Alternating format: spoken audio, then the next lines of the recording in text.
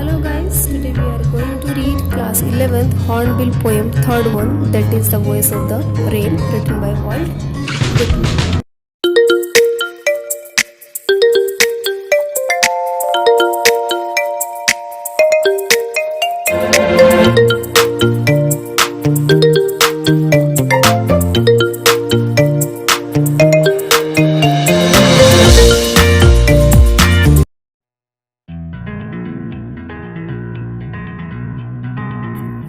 Now guys, here is a little one brief introduction about the poem The Voice of the Rain. Guys, अगर poem के बारे में बात की जाए so the poem The Voice of the Rain is a dialogue between the poet and the rain.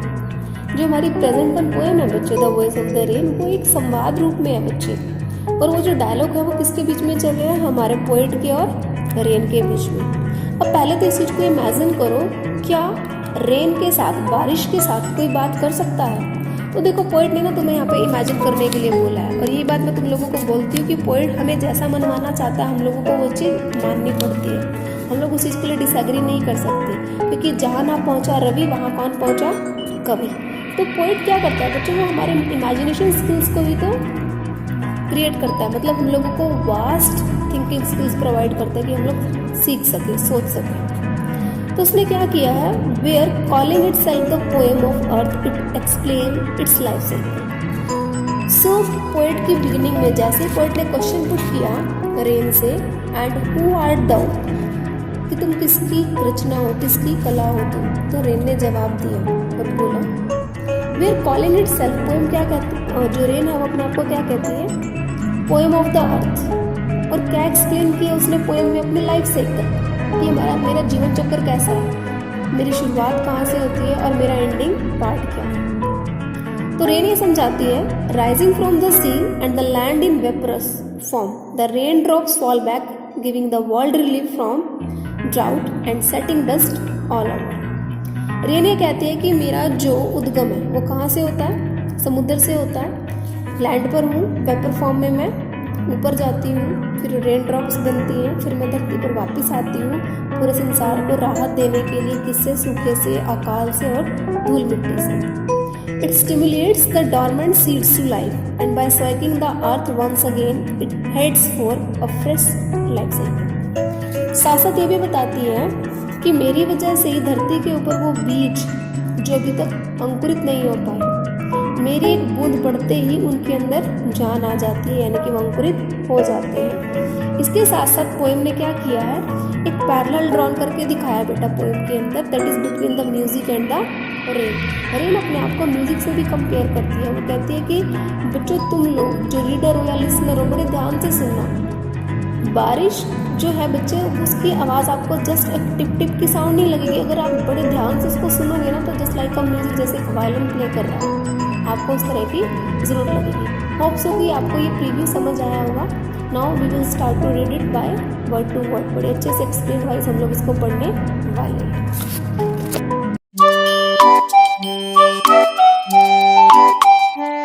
Now guys, here is the detailed wise explanation of the poem the voice of the rain. And who art thou, said I to the soft falling shower, which strains to tell gave me an answer as here translated. Guys, हमने प्रीडिंग text में भी read किया और जो poem की introduction थी तब भी बताया कि जो प्रेजेंट वन पोएम है बच्चे हमारी, वो क्या है, डायलॉग फॉर्म में है, और जो डायलॉग है बच्चे वो किसके बीच में चल रहे हैं, हमारे पोएट और रेन के बीच में, into soft falling shower, that is rain. तो पोएट ने एक दिन रेन से क्वेश्चन पुट किया, और देखो एक स्ट्रेंज थिंग ये हैपन हुई कि रेन ने पलटकर जवाब दे दिया, और पोएट ने क्या किया, जो रेन ने आपको, पोएट को जो जवाब दिया उसको आपके सामने ट्रांसलेट कर दिया। सबसे पहले तो देखो ये आपके लिए एक इमेजिनेटिव पार्ट, आप लोगों को इमेजिन करना पड़ेगा कि देखो पोएट है, बाहर पिटर पेटर, दैट मीन्स बारिश हो रही है, और पोएट उस बारिश से क्वेश्चन पुट करता है, रेन ने जवाब दिया। तो पोएट ने क्या क्वेश्चन पुट किया हमारी रेन से, and who art thou, mark the word who art thou, that word stand for who are you.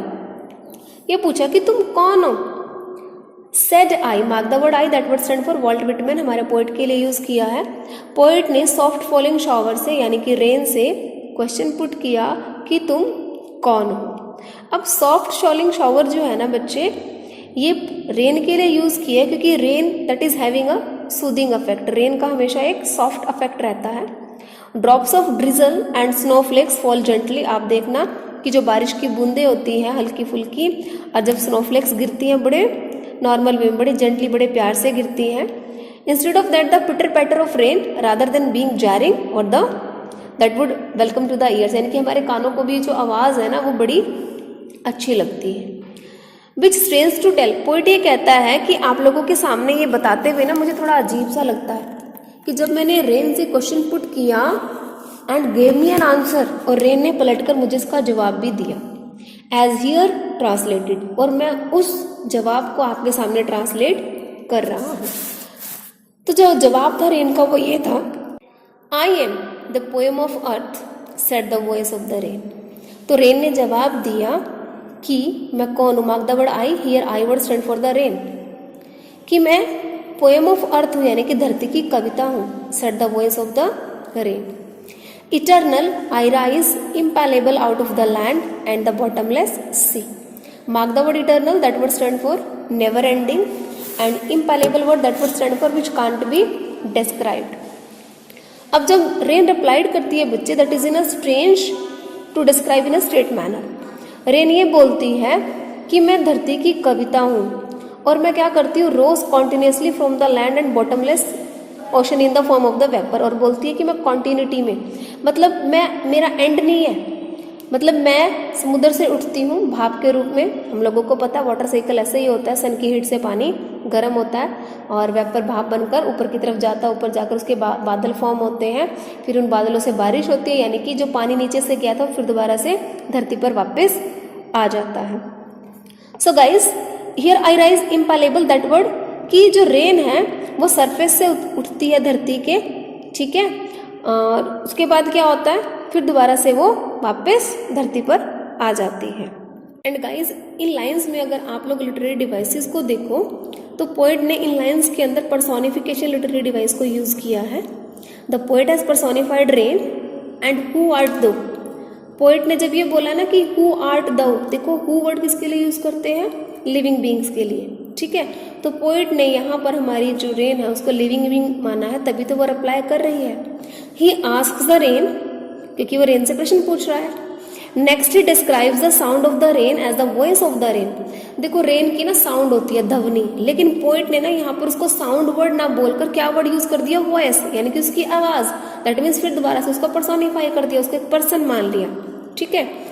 The persona of the rain on several occasions refers to itself as I. देखना poem में जहां जहां भी आप पढ़ोगे ना, poet ने poem rain के लिए आई वर्ड को यूज किया है, ओके। सो पोएट ने रेन को ट्रांसफॉर्म कर दिया किसके अंदर, एक लिविंग बीइंग के अंदर, यानी कि उसको एक पावरफुल कैरेक्टर मान लिया। तो गाइज आप इन लाइंस के अंदर मार्क कर लोगे that we are having literary devices and that is personification.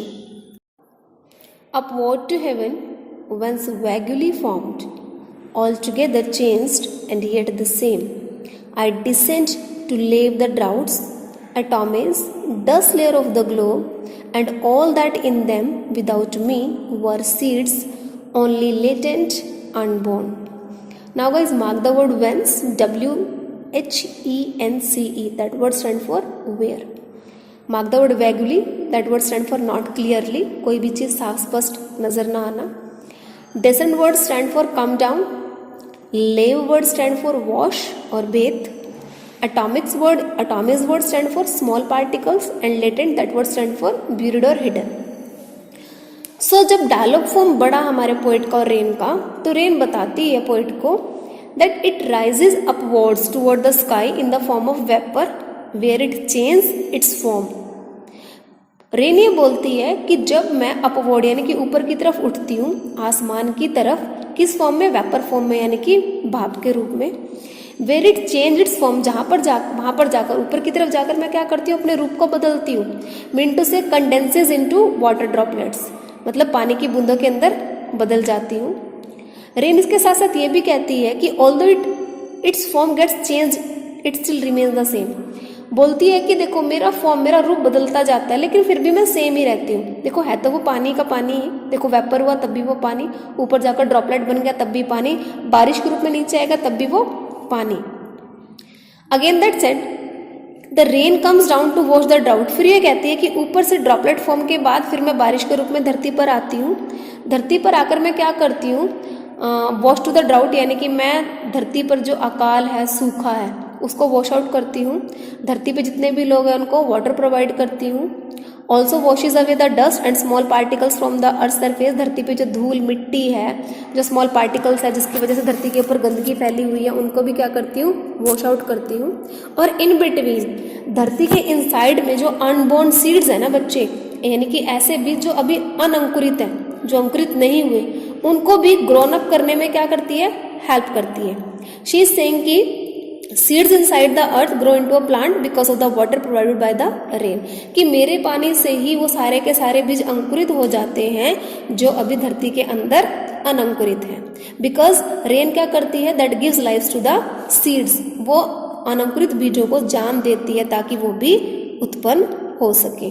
अभी गाइस इसके अंदर देखो, जो पोएम है बच्चे हमारी, ये प्रेजेंट वन, ये फ्री वर्स में है, यानी कि वर्ल्ड विटमैन का जो स्टाइल है लिखने का बच्चे, वो फ्री वर्स है, mean to say that is not having any rhyme scheme.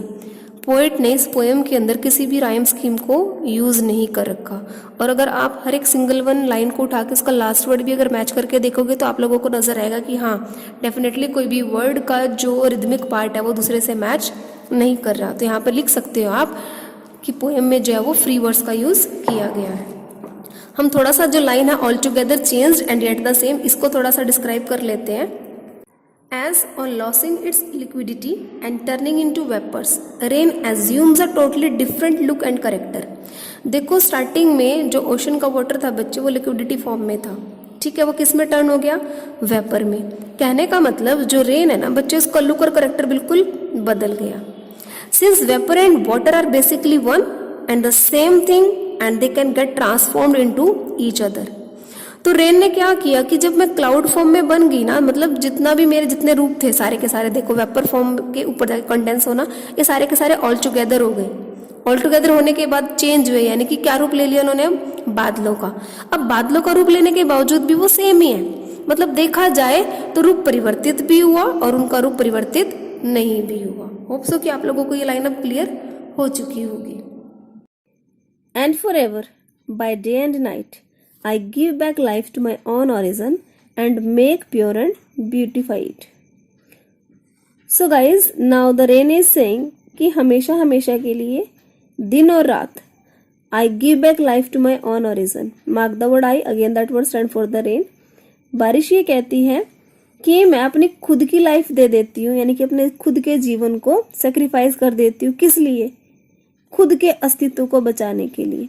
यानी कि देखो बादल के रूप में जब बारिश होगी, बरसात होती है, तो बच्चे देखो पानी फिर जमीन पर आएगा, इससे क्या होगा, फिर दोबारा से एक अनदर वन लाइफ साइकिल फिर से स्टार्ट होगा।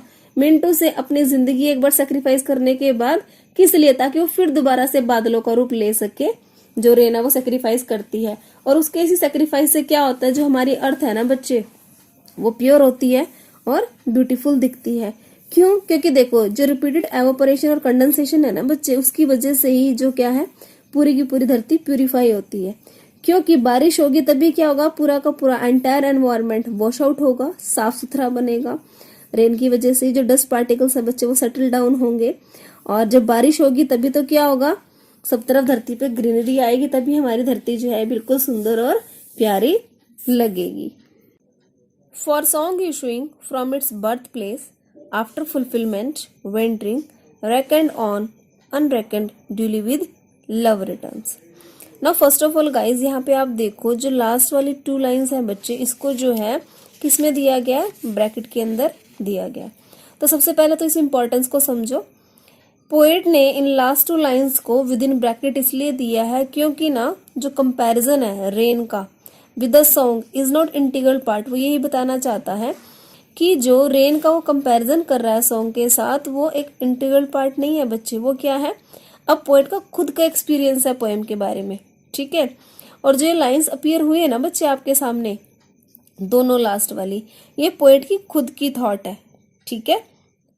इसके साथ ही बच्चे आप लोग मार्क करोगे रेकन्ड और unreckoned word, that word stand for whether cared और not cared for it, mean to say it doesn't affect the rain not the poet if someone listen to the rain और not. Poet ये कहना चाहता है कि इस चीज से किसी को भी कोई प्रभाव नहीं पड़ता, ना ही रेन को ना ही पोएट को, कि कोई उनको सुनता है या नहीं सुनता। The rain says that it provides life, enrichment, water and care to its originated place. It keeps providing purity and beauty to the earth and prepare its life cycle. Rain खुद भी ही कहना चाहती है कि उसका काम क्या है, सबको लाइफ प्रोवाइड करना, सबकी समृद्धि के अंदर, एनरिचमेंट के अंदर कोऑपरेट करना, वाटर देना सबको, सभी जितने भी धरती पे जीव है उन सबकी देख रेख करना, और यही सब करने में वो क्या करती है, सबको प्योरिटी और ब्यूटिफाई करती है, और यही उसकी खुद की लाइफ साइकिल है। Now guys, about the poetic device used in the poem. So first of all, personification. Personification हम लोगों को पता है हमारा मानवीकरण अलंकार, जब हम कंपेयर कर रहे होते हैं एक नॉन लिविंग ऑब्जेक्ट को किसी पर्सन के साथ। तो देखो बच्चे, रेन को किससे पर्सोनिफाइड किया हुआ हमने, ह्यूमन बीइंग से, उसके लिए हमने आई वर्ड यूज किया, प्रोनाउन यूज किया हुआ है। तो जो सबसे पहला हमारा लिटरेरी डिवाइस आता है निकल कर, वो कौन सा है, personification. Next we are having metaphor in the same. Metaphor के लिए देखो, I am the poem of the earth, comparison हो रहा है यहाँ पर भी। यहाँ पर क्या किया पोएट ने, poet uses a metaphor to compare how the rain leaves the ground to come back to the ground and giving back to it much like a person who leaves its home only to come back after fulfilling its journey. देखो यहाँ पर ऐसे दिखाया है, जिस तरह से एक इंसान अपना घर छोड़ता है कोई काम करने के लिए, लाइक बाहर जाता है, अपनी जर्नी कंप्लीट करके जैसे वो इंसान वापस अपने घर आता है, तो रेन के साथ भी बिल्कुल देखो ऐसा ही हुआ है। वो क्या कहती है कि देखो मैं खुद मतलब धरती से ऊपर उठती हूँ, बॉटमलेस सी से ऊपर की तरफ जाती हूँ, उसके बाद अपने ही ओरिजिन को बचाने के लिए फिर मैं क्या कर लेती हूँ, अपनी लाइफ को खत्म कर लेती हूँ। नेक्स्ट अगर मैं बात करूँ तो पैरेललिज्म और सिमिली है इसके अंदर। इसके लिए बच्चे आप लास्ट की 2 लाइंस को देखो, यहाँ पर पोएट ने क्या किया है, उसने एक बड़ा ही सुंदर पैरेलल ड्रॉ किया है, किनके बीच में, रेन के बीच में और सॉन्ग ऑफ अ पोएट के बीच में। क्लियर, यहाँ पर हम इसको पैरेललिज्म और सिमिली ले सकते हैं। After then we are having hyperbole. देखो इसके लिए क्या है, हाइपरबोल मतलब किसी चीज को इमेजिनेशन से भी अप लेके जाना। तो आप इमेजिन करो बॉटमलेस सी, स्टार्टिंग में हम लोगों ने जब रीडिंग की तो इस चीज को डिस्कस किया था, बॉटमलेस सी को। ये किसका एग्जाम्पल है बच्चे, हाइपरबोल एग्जाम्पल है लिटरेरी डिवाइस का। इसमें पोएट ने किया है सी को बॉटमलेस बताया है, which is an exaggerated statement to bring out the desired effect. Okay, after it we are having the imagery. इसके लिए आप फर्स्ट लाइन को देख लो बच्चे, इसके अंदर क्या दिया है, सॉफ्ट फॉलिंग शॉवर। तो देखो जैसे हम इन वर्ड्स को पढ़ते हैं तो रीडर को इमेजिन करना पड़ता है किस चीज को, जेंटल रेन को और ड्रिजलिंग को।